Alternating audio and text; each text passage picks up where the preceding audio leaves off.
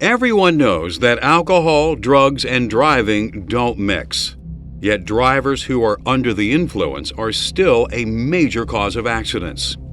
To help ensure that drivers of commercial vehicles stay drug and alcohol free behind the wheel, the Federal Transportation Employee Testing Act requires motor carriers to establish rigorous drug and alcohol testing programs. In this course, we will discuss this requirement and how it affects transportation employees, as well as the testing process itself, what happens if a driver tests positive for a substance, and how to get help for a drug or alcohol problem.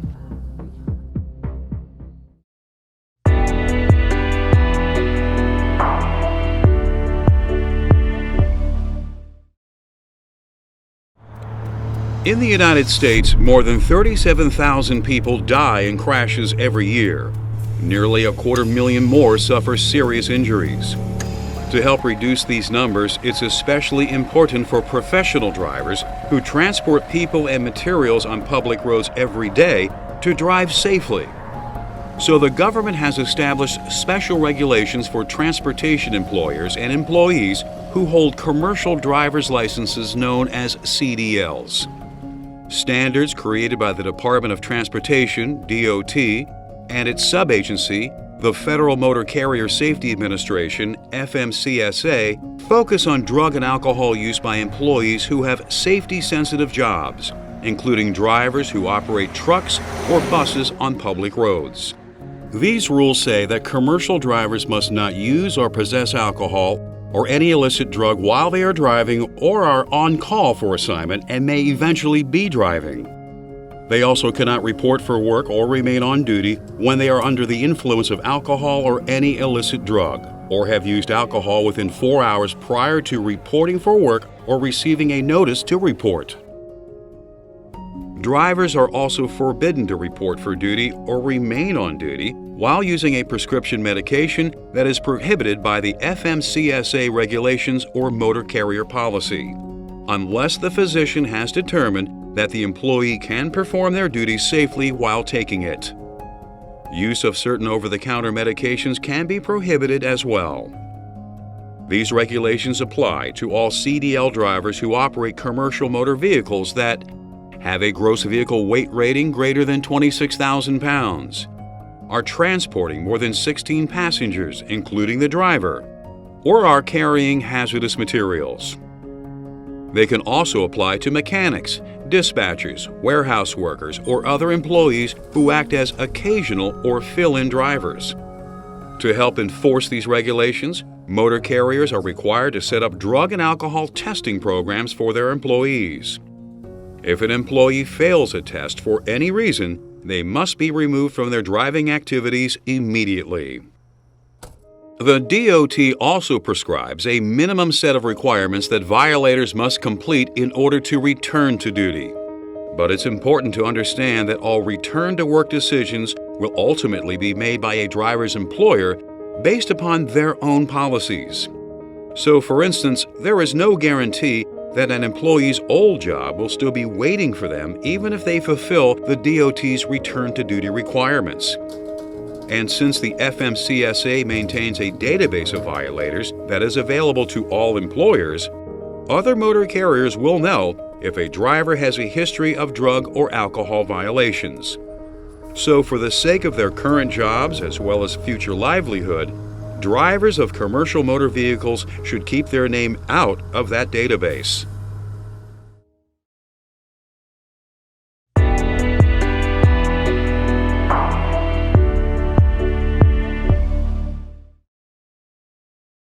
Federal law requires that all motor carriers who are regulated by the Department of Transportation, DOT, implement drug and alcohol testing programs for employees who perform safety-sensitive duties.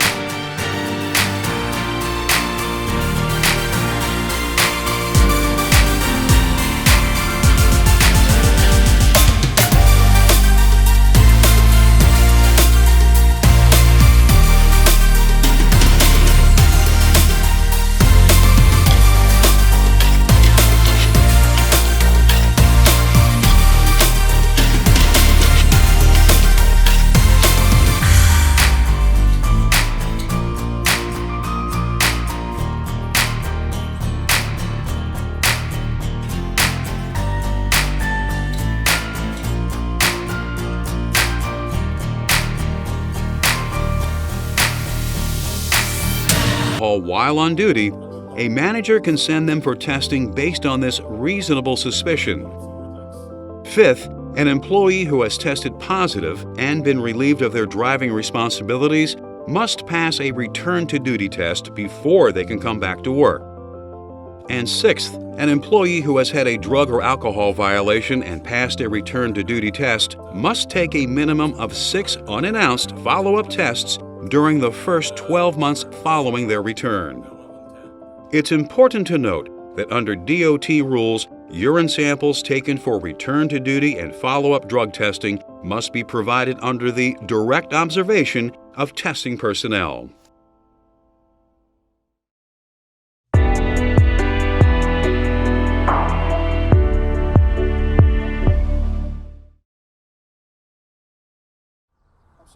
For a commercial driver, there's nothing very complicated about taking a drug or alcohol test.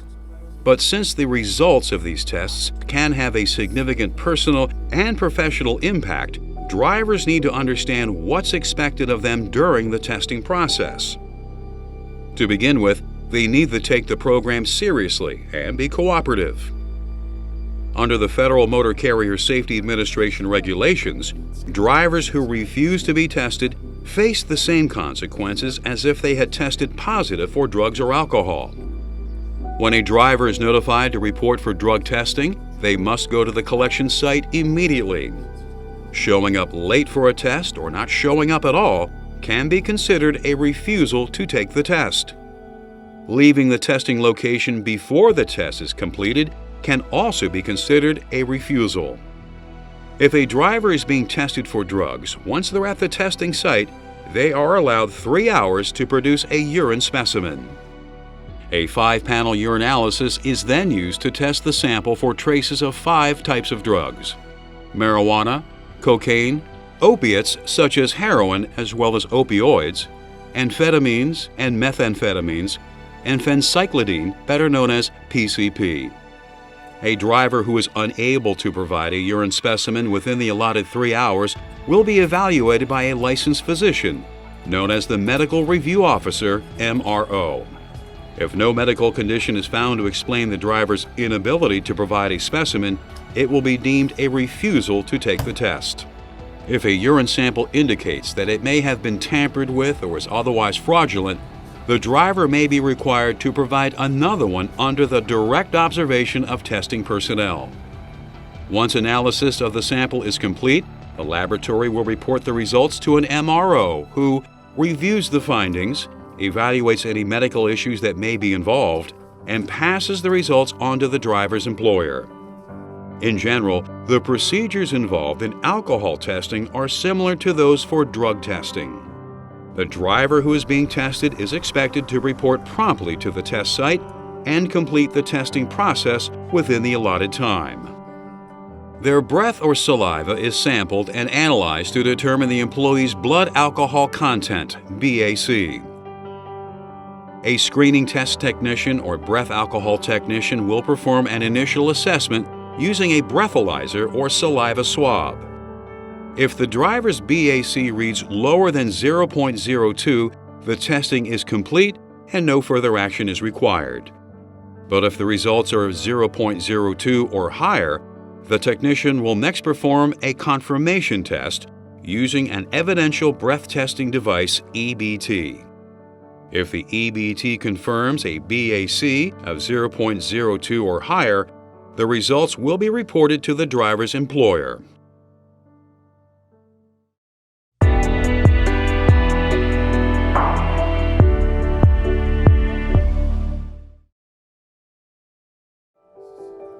The drug and alcohol testing programs that motor carriers implement for their employees help to accomplish several important goals.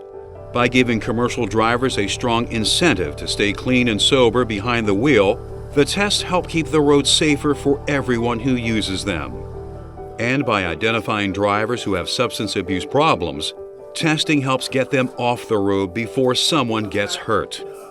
The testing program also allows those drivers to do what's necessary to get their life and career back on track.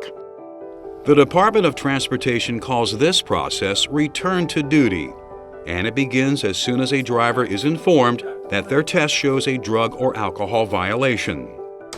At that time, they are provided with a list of substance abuse professionals, SAPs, that have been compiled by the agency. They can then select an SAP from the list and meet with them. The SAP will evaluate the driver's substance abuse problem and create a treatment plan to address it.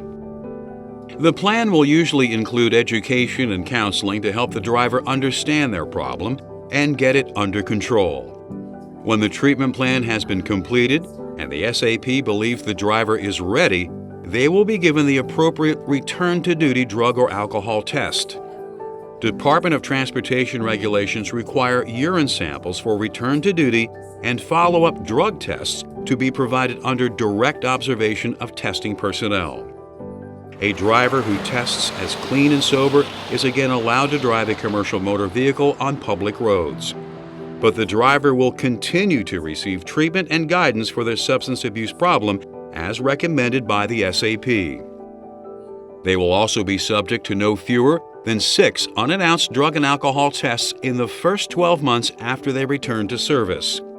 And in some cases, an SAP can recommend that unannounced testing continue for up to 60 months.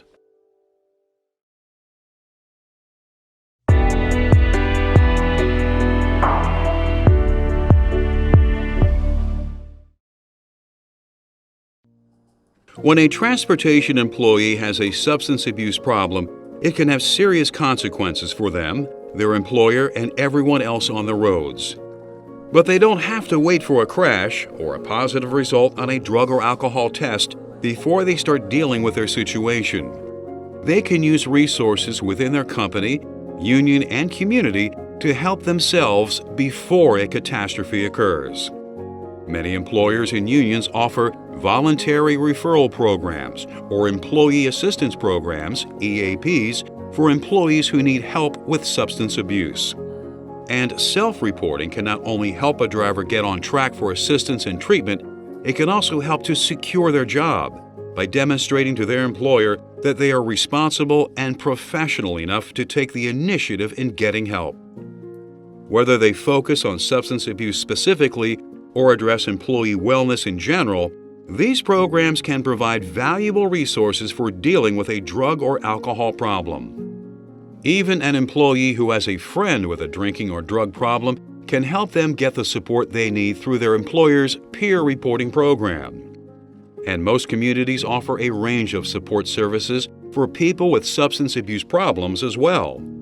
Information about local resources can easily be found online. As we've seen, by encouraging commercial drivers to stay clean and sober behind the wheel, drug and alcohol testing programs can help to make the roadways safer for everyone who uses them. Let's review. Transportation employers are required to implement drug and alcohol testing programs for their employees who hold commercial driver's licenses. These tests can be administered to drivers as a result of specific situations, such as a fatal accident, as well as at random. If a test shows that a driver has violated federal drug and alcohol regulations, they will be immediately relieved of their duties. While there is a process by which violators can return to work, the best strategy for a commercial driver is to stay clean and sober behind the wheel. Now that you understand the drug and alcohol testing requirements for commercial drivers and know what you need to do to avoid problem situations, you can help make the roadways safe for all drivers every day.